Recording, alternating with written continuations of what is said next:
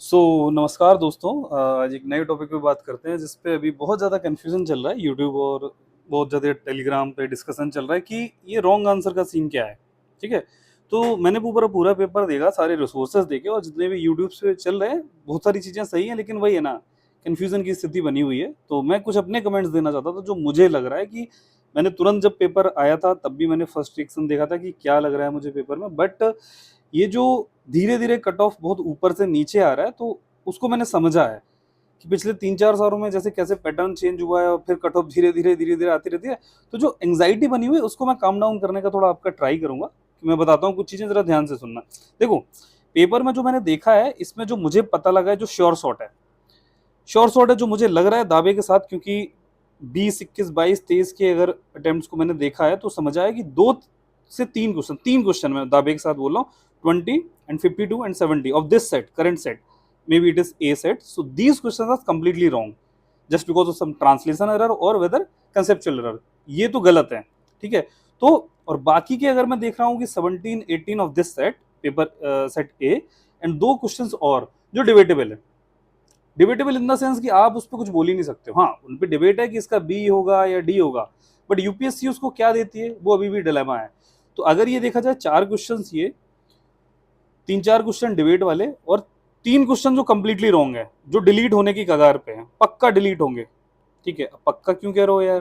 ठीक है, क्योंकि यार वो है यार, ये क्योंकि वहां पे तो पता चल जाएगा, इतने रिप्रेजेंटेशन गए होंगे कि वो गलत हो गया। और यूपीएससी को कोई बुराई नहीं है डिलीट करने में, करती भी है, बताता हूँ कैसे करती है। तो देखा जाए तो 3 ये और ये 4 क्वेश्चन, लगभग 7 क्वेश्चन जो आपके अंधकार में है, these are still doubtful. So what now? तो लगभग ये 15 मार्क्स का अभी भी गेम ऐसा है जो कंफ्यूजिंग है। इससे क्या हो सकता है डिसाइड, कि जिसके अभी मान लो 70 मार्क्स आ रहे हैं, this person can reach up to 85 marks, और किसी के मान लो 95 मार्क्स आ रहे हैं, this person can land at 80 marks as well. तो ये गेम हो सकता है, और पिछली साल हुआ था। One candidate I know personally, and that person was getting 65 marks with vision and all these keys, but in the actual exam he got 80 plus marks and qualified the prelims and wrote the mains, है ना। सो मुद्दा ये है कि अभी आप लोग जो कंफ्यूज हो रहे हो ना, तो कंफ्यूज जाओ नहीं, कुछ नहीं हुआ है यार, अभी आंसर को आने दो। यूपीएससी यूपीएससी ही है। अभी रिजल्ट आएगा ना जिस दिन, उस दिन सब लोग बोलेंगे अरे यार ये तो आंसर की कैसी आ गई, मेरे तो यार 90 मार्क्स आ रहे थे, मेरा प्रीलिम्स नहीं हुआ, लेकिन एक का 78 आ रहे थे, उसका हो गया। ये होने वाला है, आज की तारीख नोट कर लो और ये यूट्यूब वीडियो नोट कर लो, ये होगा उस दिन। कोई बंदा बोलेगा कि उसके तो 100 प्लस आ रहे थे, प्रीलिम्स नहीं निकला, और एक के आ रहे थे 80 मार्क्स, उसका हो गया। बिना कैटेगरी के दोनों यू आर हैं, जनरल हैं, अनरिजर्व कैटेगरी के थे। This is going to happen actually. तो अब देखो मैं बता रहा हूँ क्यों हुआ, क्योंकि ये खेल है। 15 से 20 मार्क्स का खेल हो जाएगा एग्जाम में, अगर 7 से 8 क्वेश्चन चेंज या डिलीट या उनके आंसर चेंज हो गए। अब देखो आपको करना क्या है। अब होगा क्या, अगर इफ कोई क्वेश्चन है वो उसको डिलीट कर देती है यूपीएससी, तो दिस इज द प्रोसेस, कि जो उसके जो मार्क्स थे वो इक्वली डिवाइड हो जाएंगे बाकी के क्वेश्चंस में, और उनसे मार्किंग होगी। जैसे अगर 3 क्वेश्चन डिलीट हुए तो 97 हो जाएंगे और उन पे 200 नंबर दे दिए जाएंगे। तो इक्वली अगर एक क्वेश्चन को दे दिया जाए तो 200, ये यार गलत लिख दिया, डिवाइडेड बाई 97, ठीक है, तो 2.06 पर क्वेश्चन मार्क आ जाएगा। पहले क्या था, 200 divided by 100 equal to 2 marks. अब ये पर क्वेश्चन आपका मार्क्स बढ़ गया, बात आप समझ रहे हो ना, पर क्वेश्चन मार्क्स बढ़ जाएगा।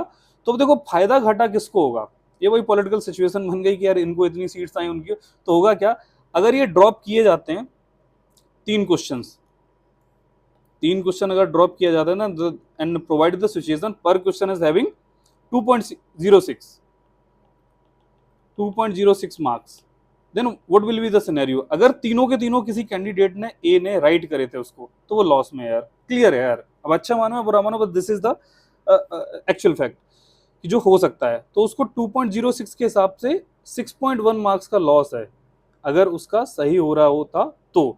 एक्चुअली जैसे कि 2020 में वो एक एनसीएम वर्सेस सीडीएम का जो, जिसने एग्जाम दिया होगा ना प्रीलिम्स में, वो ट्रांसलेशन एरर थी ना, और डिलीट कर दिया गया, अच्छा खासा 2 नंबर मिल रहा था, चला गया, है ना।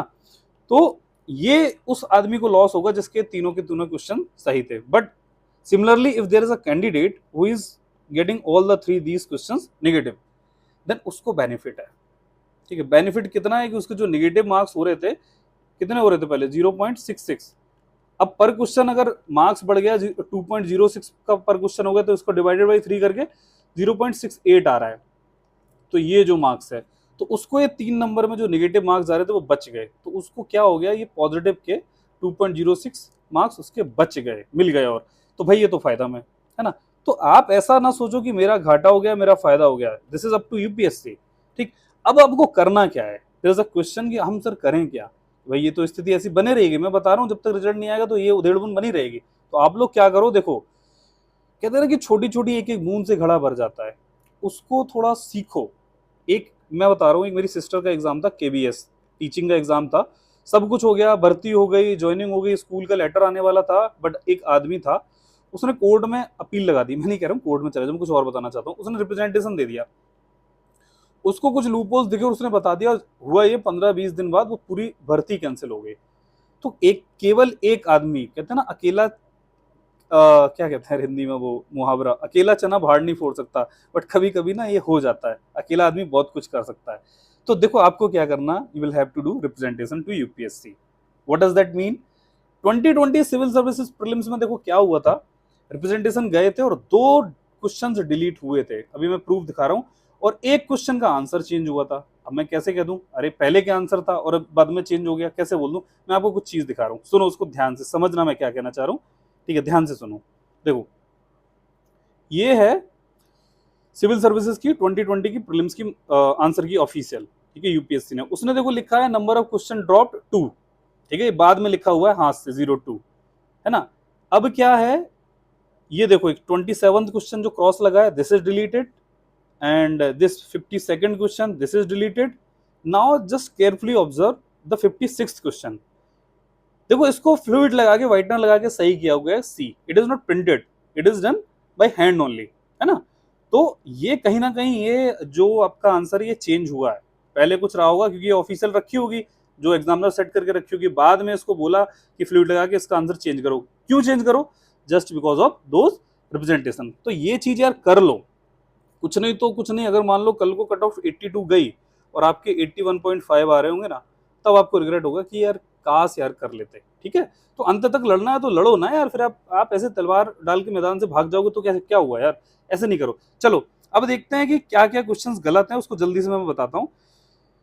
देखिए डिबेट वाला क्वेश्चन है, इसको बाद में लेंगे, जो गलत है सरासर गलत है, जो मुझे लग रहे हैं, मेरी नॉलेज के हिसाब से लग रहे हैं, I may be 200% wrong, but as far as my knowledge is concern, as per me this is completely wrong question. Because देखो प्रूफ ज्यादा नहीं दिखाऊंगा, आपने देख रखे होंगे बहुत सारे वीडियो, बट मैं एक्सप्लेन करता हूँ क्यों लॉजिकली ये गलत है। ये बोला है the Indian flying fox is placed under the vermin category in the wild life WPA 1972, मतलब वर्मिन में रखा गया है। ठीक है, और दूसरा बोला the Indian flying fox feeds on the blood और ऑन ऑफ अदर एनिमल्स। देखो फ्लाइंग फॉक्स जो होती है ना, इसका नाम भी बोलते हैं ना फ्रूट बैट, पढ़ा ही होगा आप सबने, बहुत पढ़ रखा हो फ्रूट बैट। अरे ये खाती ही है फ्रूट यार, जनरली तो फिर क्या कहेगी, जनरली कोई किसी का खून पिएगी या खुद फ्रूट खा के जिंदा रहेगा। रेयर केस में चलो किसी ने कर लिया यार, ठीक है, कि बाहर पार्टी करने गए थे कुछ नहीं मिला तो ब्लड पी लिया, है ना, बट ऐसा नहीं होता है। This is in normal cases it feeds on fruits only, है ना। तो ठीक है, तो ये स्टेटमेंट तो गलत है सबसे पहले। अब दूसरा ये कह रहा है कि बर्मन कैटेगरी में रखा गया WPA 1972 में। देखो यार ये बर्मन कैटेगरी में अगर यहाँ लिखा होता वॉज प्लेस्ड, तो भी ये स्टेटमेंट ठीक हो सकता था कि in the past this was the true statement, but currently क्या है, ये गलत है, क्योंकि अभी देखो 2022 में, आप रिसोर्सेज देख लेना, मैंने यहाँ पे अटैच नहीं करे, 22 में एक अमेंडमेंट हुआ है WPA 1972 में, उसमें बोला गया है कि भाई इसको ना हटा के शेड्यूल 2 में डाल दिया गया फ्लाइंग फॉक्स को, 5 में बर्मिन हुआ करते थे, है ना, अब शेड्यूल 2 में रख दिया गया है, मतलब कि और अच्छी कैटेगरी में रख दिया गया है, प्रोटेक्शन ज्यादा कर दिया गया है। तो ये क्या है, शेड्यूल 5 से जहां पे वर्मिन हुआ करता तो अब हटा के इसमें रख दिया गया, तो मतलब ये पुरानी बात है। अगर ये करंट की सिचुएशन में होता तो this statement could have been right, but नहीं, अभी नहीं है, करंट की सिचुएशन के साथ नहीं है, तो ये स्टेटमेंट तो भाई गलत है। ठीक है, अगर अभी करंट सिचुएशन और ये तो गलत है, तो दोनों स्टेटमेंट गलत तो कहीं नहीं दिख रहे। वैसे अगर जो जिसने एग्जामिनर ने बनाया होगा शंकर आईएएस कहीं से भी एक्ट को उठा के पीडीएफ से, तो उसके हिसाब से आंसर ये होता 1 is correct and 2 is incorrect. लेकिन अब ये आंसर एक्चुअली होना चाहिए 1 भी करेक्ट है और दूसरा भी गलत है, ऐसा कोई ऑप्शन है नहीं कि दोनों गलत स्टेटमेंट हो, तो इसलिए ऑप्शन भी गलत है और इस हिसाब से क्वेश्चन भी गलत है, तो इस ये तो मेरे हिसाब से डिलीट होना चाहिए। ठीक है, अगले देखते हैं कोई रॉन्ग क्वेश्चन और कौन सा था। ये रॉन्ग देखो लिखा है निशान, पढ़ते हैं कि syndicate lending spreads the risk of borrower default across multiple lenders. Hindi में देसी भाषा में समझते हैं कहना क्या चाह रहा है। सिंडिकेट लेंडिंग मतलब ये ग्रुप की कोऑपरेटिव टाइप की lending spreads the risk of borrower default. Borrower default का मतलब अगर हमने किसी को लोन दे दिया है तो वो बोरोवर हुआ ना, उसको डिफॉल्ट कर गया, तो ऐसा अगर डिफॉल्ट हो जाए तो उसका जो रिस्क है तो वो स्प्रेड करता है अक्रॉस मल्टीपल लेंडर्स। मतलब कि 5 लोग ये थे, 4 लोग थे, इन लोगों ने इस आदमी को लोन दिया। अब भाई अगर ये डिफॉल्ट कर गया तो रिस्क केवल एक आदमी का थोड़ा ना, सब पे है ना, तो रिस्क एक्चुअली डिस्ट्रीब्यूट हो रहा है, ठीक है, स्प्रेड कर रहा है रिस्क। मतलब कि पहले रिस्क इतना था, अभी स्प्रेड करके 5 लोगों पे फैल रहा है, ठीक है, 4 लोगों पे फैल रहा है, तो स्प्रेड कर गया, तो कहीं ना कहीं तो रिस्क तो कम हो गया ना इंडिविजुअल का। तो जो जो बोरोवर डिफॉल्ट का जो रिस्क है वो कम हो गया है। स्प्रेड का मतलब होता है कम होना, एक तरीके से डिस्ट्रीब्यूशन के कंसेप्ट से, ठीक है। अब इसकी हिंदी पढ़ते हैं, 50 सेकंड में क्या लिखा है। वो कह रहा है कि सामूहिक उधार मतलब कि जो जो सिंडिकेट लेंडिंग है, ठीक है, बहु उधार दाताओं के मध्य उधारकर्ता के चूक मतलब डिफॉल्ट का जोखिम बढ़ाता है। अरे ये तो उल्टा हो गया, वो तो कम करता है यार, कम करता है। तो ये ट्रांसलेशन की वजह से ये स्टेटमेंट गलत है। स्टेटमेंट एक गलत हो गया तो पूरा क्वेश्चन गलत है। This is the second question जो मैं गारंटी से बोल रहा हूँ, दिस इज रॉन्ग।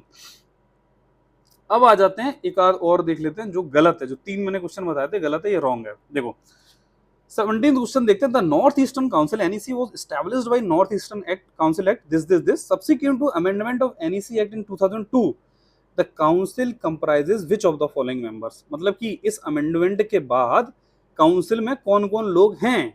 तो गवर्नर दिस ये आपको पता ही होगा, लक्ष्मीकांत से साफ साफ उठ के आया, ठीक है। तो इसके हिसाब से तो अभी चारों लोग हैं अभी, तो आंसर होना चाहिए 1 2 3 4। लेकिन ये कह रहा है कि मतलब कि जो 2002 के बाद अमेंडमेंट हुआ है तो उसके बाद कौन कौन से लोग हैं, चारों। लेकिन अब हिंदी देखो इसकी क्या कह रहा है। हिंदी ये कह रहा है कि वर्ष 2002 में एनईसी अधिनियम में संशोधन के बाद परिषद में निम्नलिखित में से किन किन सदस्यों को शामिल करा गया है। मतलब कि न्यूली एडेड कौन कौन से, शामिल करना मीन्स होता है न्यूली एडेड, है ना, किन किन को और एंट्री दी गई। तो भाई ये नए थोड़े ना लोग हैं, है ना, उस हिसाब से नया कोई ना वो एक लोग रहा होगा, तो उस हिसाब से ये जो लैंग्वेज है एंड दिस लैंग्वेज बहुत ज्यादा कॉन्ट्राडिक्टरी है। तो हिंदी इंग्लिश वाले ऐसे तो आपने हिंदी मीडियम वालों के साथ इनजस्टिस कर दिया, है ना। तो भाई इंग्लिश वालों को आप प्रिवेल करा रहे हो, ऐसे थोड़ा ना आप कर दोगे 2 2 क्वेश्चन में। तो इसको डिलीट करना पड़ेगा, उनको डिलीट करना पड़ेगा, तो इसके answer equally marks equally distribute हो जाएंगे all among the remaining questions, ठीक है। रिप्रेजेंटेशन आप डालो। ऐसे ही कुछ मैंने और देखे थे कि जो डाउटफुल क्वेश्चंस हैं, जैसे जस्ट अ मिनट, जैसे डाउटफुल इस पे है। अब इसमें यूपीएससी क्या मानता है कि भाई लोग कह रहे हैं इसमें डिबेट है ओनली 5 में और ओनली 3 में कि भाई टर्माइट है या नहीं है, फ्लाइज है नहीं है। यार यूपीएससी के आप छोड़ दो। आप अगर कोई बोल रहा है कि ओनली 3 होगा, मैं नहीं बोलूंगा कि आप बहुत ज्यादा कॉन्फिडेंट रहो। कोई बोले ऑल 5 सही होगा, still I will say do not be so confident. आप अपने 90 से जोड़ के 105 ना कर लो मार्क्स, ठीक है। आप थोड़ा ग्रीन एरिया में, ग्रे एरिया में रहो कि हाँ इसका यूपीएससी कुछ भी दे सकती है। पता लगे आप इनमें डिबेट कर रहे हो और यूपीएससी बोल रही ओनली 2, और वो आपको 1 साल बाद पता चल रहा है, ठीक। तो ऐसी चीजें हैं, अभी प्रोबेबिलिटी हो सकती है। तो this is the debatable question. This is also another debatable question that rainfall is one among the region for weathering rocks. ठीक है, सही बात है, होती है भाई weathering. Rain water contains carbon dioxide in solution. Atmospheric CO2 है, बिल्कुल घुल सकती है, और इससे हो सकता है कार्बोनिक एसिड बन जाए, और कार्बोनिक एसिड से हो सकता है कार्बोनेशन करके कुछ वेदरिंग करा दे और तोड़ दे वो रॉक्स को, हल्का हल्का वेदरिंग उनकी होने लगे। सही बात है। अब बोल दो ठीक है सही है, अभी मान लेते हैं rain water contains atmospheric oxygen and it is saying that this is one among the reasons for weathering of rocks. तो ये बोल रहा है कि भाई क्या इस डाउट इसमें चल रहा है ए और बी में, ठीक है, कि भाई इन दोनों की वजह से क्या ये स्टेटमेंट सही है कि मतलब कि CO2 उसमें है एयर में, उसकी वजह से वेदरिंग हो रही है, चलो मान लेते हैं, लेकिन O2 भी है एटमॉस्फेरिक ऑक्सीजन किसमें, एयर में, तो उसकी वजह से रॉक्स की वेदरिंग हो रही है। तो भाई ऑक्सीडेशन से हो भी सकती है। लेकिन मुद्दा यही है ना कि जनरली ये तीनों स्टेटमेंट, अगर उसको एग्जामिनर को ये तीनों क्वेश्चन स्टेटमेंट बनाना होता, इतनी मेहनत करता और तीनों सही स्टेटमेंट होते हैं, देन मेरे को थोड़ा सा डाउट आता है कि तीनों स्टेटमेंट जनरली सही नहीं होते हैं, है ना। तो इन दोनों में अभी डाउट है, कोई भी आ सकता है आंसर, ठीक है। ये डिबेट है, मैं कंक्लूड नहीं कर सकता आंसर क्या होगा। और एक ये डिबेट हो गया, और एक ऐसे 3 4 क्वेश्चन है, आप देख लेना जो मैंने नोटिस करे। तो ओवरऑल मेरा कंक्लूजन यही कि आपको अभी क्या करना चाहिए, आपको काम ये करना चाहिए और एक्सपेक्ट करना चाहिए कि जिसका 78 मार्क्स भी आ रहा है, ही और she can reach up to 90 marks as well. जो मैंने देखा है होते हुए, ठीक है। क्वेश्चन डिलीट होते हैं और आंसर भी चेंज होते हैं, और जिसका 95 आ रहा है मार्क्स, वो घूम फिर के 80 पे आ सकता है।